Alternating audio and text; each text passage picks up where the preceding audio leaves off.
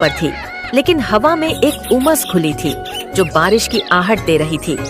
सूरज की किरणें जब सुबह सुबह आम के पेड़ों की पत्तियों से छनकर जमीन पर पड़ती तो लगता जैसे प्रकृति ने सोने की चादर बिछा दी हो। गांव के बीच से बहने वाली छोटी सी नदी, जिसे लोग अमर गंगा कहते थे, अब सूखने की कगार पर थी, लेकिन बगीचे अभी भी लहलहा रहे थे। रमेश इस गांव का एक साधारण किसान था। उसका घर गांव के एक छोर पर था, ठीक उस बगीचे के पास जो उसकी जिंदगी का आधार था। रमेश के लिए उसका बगीचा सिर्फ खेती का साधन नहीं था, बल्कि उसका मंदिर था, उसकी पूजा थी। सुबह होते ही वह अपने 12 साल के बेटे छोटू को साथ लेकर बगीचे में चला जाता। छोटू को आमों से उतना ही प्यार था जितना रमेश को। वह पेड़ों के नीचे दौड़ता, कच्चे आम गिनता और चिल्लाता, बाबा, इस बार तो बाजार में धूम मच जाएगी। अरे छोटू, जल्दी मत कर, आम को पकने दे और मौसम को भी तो देख ले। रमेश को अनुभव था। उसने अपने 30 साल के जीवन में कई बार मौसम की मार देखी थी, कभी सूखा, कभी बेमौसम बारिश। लेकिन इस बार उसे कुछ अलग सा लग रहा था। हवा में एक अजीब सी बेचैनी थी। इतना सोचते सोचते वह घर आ गया। उसने अपनी पत्नी सुशीला से कहा, सुशीला, इस बार मौसम कुछ ठीक नहीं लगता। बादल देखे हैं, काले काले, जैसे कुछ अनहोनी की खबर ला रहे हों। अरे तुम भी ना, हर साल यही कहते हो। भगवान पर भरोसा रखो, सब ठीक होगा। लेकिन रमेश का मन नहीं माना। वह जानता था कि आम का मौसम सिर्फ फल लाने का समय नहीं है, बल्कि एक ऐसा इम्तिहान है जो हर साल उसे प्रकृति के सामने ला खड़ा करता है। अमराई कोई बहुत बड़ा गांव नहीं था। कुल मिलाकर 100-150 घर होंगे, लेकिन यहाँ की खासियत थी कि हर कोई एक दूसरे को जानता था। गांव की पंचायत का मुखिया रामलाल था, जो उम्र में तो बूढ़ा था, लेकिन जोश में अभी भी जवान। रामलाल का मानना था कि गांव की खुशहाली आम के बगीचों में बसती है। वह अक्सर गांव वालों को इकट्ठा करके कहता, देखो, ये आम हमारे गांव का गहना है, इन्हें संभालो तो जिंदगी संभल जाएगी। गांव में एक बूढ़ी दादी भी थीं, जिन्हें सब अम्मा कहते थे। अम्मा की उम्र कोई नहीं जानता था, लेकिन उनकी कहानियां गांव के हर बच्चे को रट थीं। अम्मा कहती थीं, जब मैं छोटी थी तब भी एक बार ऐसा तूफान आया था, सारे बगीचे उजड़ गए थे, लेकिन गांव ने हार नहीं मानी, मेहनत की और अगले साल बगीचे फिर लहलहा उठे। छोटू को अम्मा की कहानियां बहुत पसंद थीं। वह अक्सर उनके पास बैठता और पूछता, अम्मा, तूफान इतना बुरा क्यों होता है? बेटा, तूफान बुरा नहीं होता, वह तो प्रकृति का तरीका है हमें सिखाने का। जो टूट जाता है उसे फिर से बनाना पड़ता है, और जो बनता है वह पहले से ज्यादा मजबूत होता है। एक दिन दोपहर में रमेश अपने बगीचे में था, जब आसमान में बादल घिरने लगे। हवा तेज हो चली थी और पेड़ों की पत्तियां सरसराने लगीं। गांव के कुत्ते भौंकने लगे और पक्षी अपने घोंसलों में छिप गए। रमेश ने छोटू को आवाज दी, छोटू, घर चल, लगता है बारिश आने वाली है।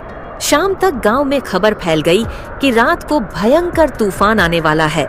रामलाल ने पंचायत भवन में सबको बुलाया और कहा, सब लोग अपने अपने घर संभाल लो, खिड़कियां बंद करो, सामान अंदर रखो, और हाँ, बगीचों की चिंता मत करो, जो होगा उसे बाद में देख लेंगे। रमेश का मन बेचैन था। उसने सुशीला से कहा, मैं बगीचे में जाकर कुछ टहनियों को रस्सी से बांध दूं, शायद कुछ बच जाए। रमेश, जान से बढ़कर कुछ नहीं, रहने दे। लेकिन रमेश नहीं माना। वह रात होने से पहले बगीचे गया और जितना हो सका पेड़ों को सहारा देने की कोशिश की। उसने कुछ पेड़ों के नीचे मिट्टी का ढेर लगाया ताकि उनकी जड़ें मजबूत रहें, लेकिन वह जानता था कि यह सब तूफान के सामने नाकाफी है। वापस घर लौटते वक्त उसने अम्मा को देखा, जो अपने झोपड़े के बाहर बैठी थी। अम्मा ने उसे देखकर कहा, रमेश, चिंता मत कर, जो होगा अच्छा ही होगा। रमेश ने सिर्फ सिर हिलाया और घर की ओर बढ़ गया, लेकिन अम्मा की बातें उसके दिमाग में गूंज रही थीं। रात 9 बजे के आसपास तूफान ने दस्तक दी। हवा ऐसी चल रही थी मानो आसमान फट गया हो। पेड़ झुक रहे थे, टहनियां टूट रही थीं और बारिश इतनी तेज थी कि कुछ दिखाई ही नहीं देता था। रमेश अपने घर की खिड़की से बाहर देख रहा था, लेकिन अंधेरा और बारिश का पानी सब कुछ धुंधला कर रहा था। छोटू डर के मारे सुशीला के बगल में सो गया। सुशीला बुदबुदा रही थी, हे भगवान, सब ठीक कर देना। रमेश का दिल बार बार कह रहा था, मेरा बगीचा, मेरे आम। वह जानता था कि इस तूफान में कुछ तो टूटेगा, लेकिन कितना, यह सोचकर ही उसका दिल बैठ रहा था। रात भर तूफान का कहर चलता रहा। कभी हवा की आवाज, कभी पेड़ों के गिरने की आवाज और कभी बारिश की रफ्तार, सब कुछ मिलकर एक डरावना माहौल बना रहे थे। गांव के बाकी लोग भी अपने अपने घरों में दुबके थे। रामलाल अपने घर की छत पर चढ़कर यह देखने की कोशिश कर रहा था कि गांव का हाल क्या है, लेकिन बारिश ने उसे भी नीचे उतरने पर मजबूर कर दिया। अम्मा अपने झोपड़े में बैठी थीं और उनकी आंखें बंद थीं, जैसे वह तूफान से नहीं बल्कि अपने पुराने दिनों से बात कर रही हो। बाबा, क्या हमारा बगीचा बच जाएगा?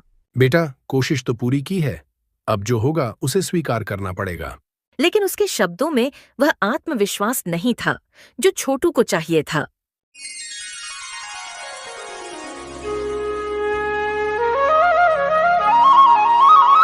सुबह जब तूफान थमा तो गांव में सन्नाटा पसरा था। रमेश सबसे पहले अपने बगीचे की ओर दौड़ा। रास्ते में गिरी हुई टहनियां, उखड़े हुए पेड़ और बिखरे हुए आम देखकर उसका दिल और भारी हो गया। जब वह अपने बगीचे में पहुंचा तो जो देखा उसे उसकी आंखें भर आईं। आधे से ज्यादा पेड़ों की टहनियां टूट चुकी थीं और जमीन पर कच्चे आम बिखरे पड़े थे। जो पेड़ बचे थे उन पर भी अब गिनती के ही फल लटक रहे थे। रमेश वहीं बैठ गया। सुशीला और छोटू भी पीछे पीछे आए। छोटू ने अपने पिता को उदास देखकर कहा, बाबा, रो मत, हम फिर से मेहनत करेंगे। लेकिन रमेश का मन टूट चुका था। उसने सोचा, यह तो मेरी जिंदगी का सवाल है, बगीचा गया तो सब कुछ गया। गांव के बाकी लोग भी अपने अपने बगीचों का मुआयना करने निकले थे। हर तरफ निराशा का आलम था। रामलाल ने गांव वालों को पंचायत भवन में बुलाया और कहा, देखो, यह मुसीबत हम सबकी है, अकेले कोई नहीं लड़ेगा, हमें मिलकर कुछ सोचना होगा। लेकिन उसकी बातें सुनने के बावजूद लोगों के चेहरों पर उदासी थी। उसी दिन दोपहर को गांव में एक कार आई। उसमें से एक युवा लड़की उतरी जिसका नाम था माया। माया एक सामाजिक कार्यकर्ता थी जो प्राकृतिक आपदाओं के बाद गांवों में मदद करने का काम करती थी। उसके साथ 2 और लोग थे जो शहर से आए थे। माया ने रामलाल से मुलाकात की और गांव का हाल जाना। फिर वह रमेश के पास पहुंची। रमेश उस वक्त अपने बगीचे में बैठा था, उदास नजरों से बिखरे हुए आमों को देख रहा था।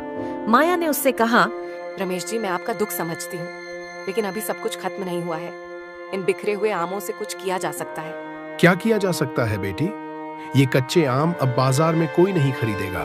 कच्चे आम की अपनी कीमत होती है। इनसे अचार बन सकता है, चटनी बन सकती है, और जो पेड़ बचे हैं उन पर अभी भी कुछ फल है। अगर हम मिलकर काम करें तो आपका नुकसान कम हो सकता है। माया की बात में दम था। रमेश को थोड़ी उम्मीद जगी। उसने सुशीला से बात की और फिर गांव की महिलाओं को इकट्ठा किया। माया ने सबको समझाया कि कैसे कच्चे आमों को इकट्ठा करके अचार और चटनी बनाई जा सकती है। उसने शहर में अपने दोस्तों से बात करने का वादा किया ताकि उनके बनाए सामान को बाजार में बेचा जा सके।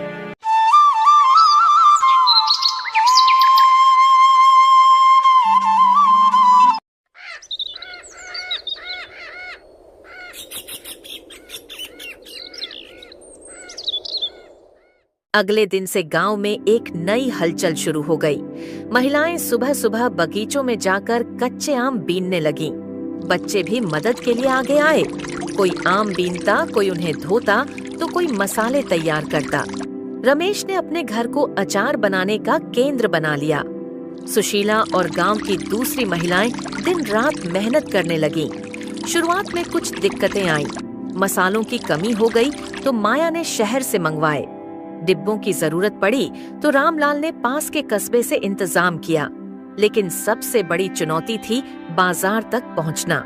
गांव की सड़कें तूफान की वजह से खराब हो चुकी थीं और शहर तक माल ले जाना आसान नहीं था।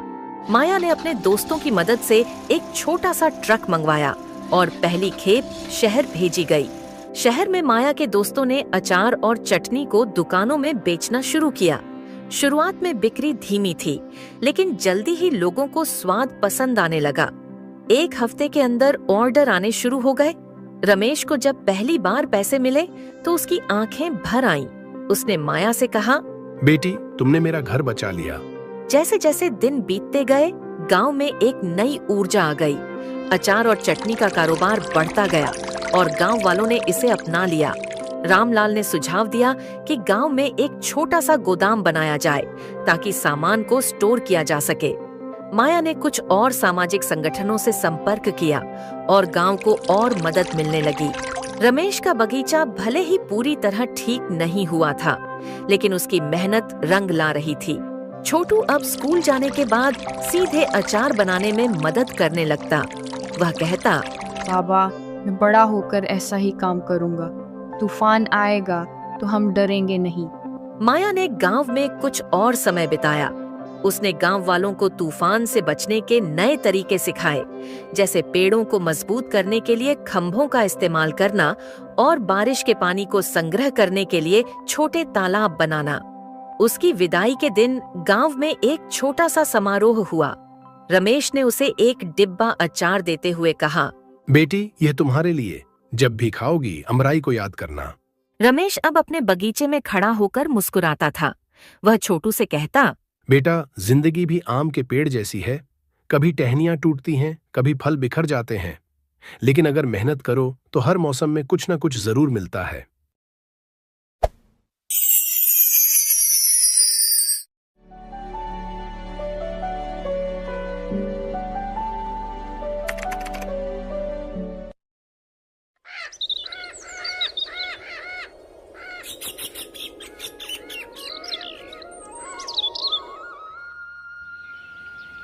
शीतल नगर नाम का एक छोटा सा गांव था। ठंडी का मौसम धीरे धीरे खत्म हुआ और गर्मियों का मौसम शुरू हो गया था।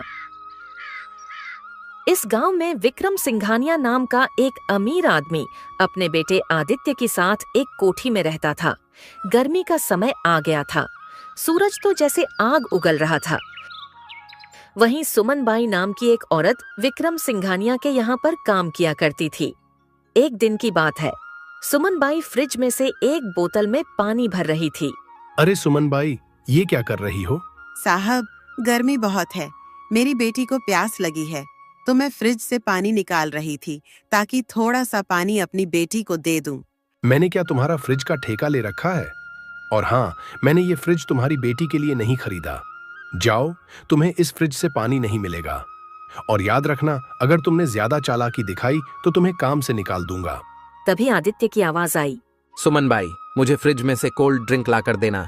जी छोटे मालिक, अभी लेकर आती हूँ।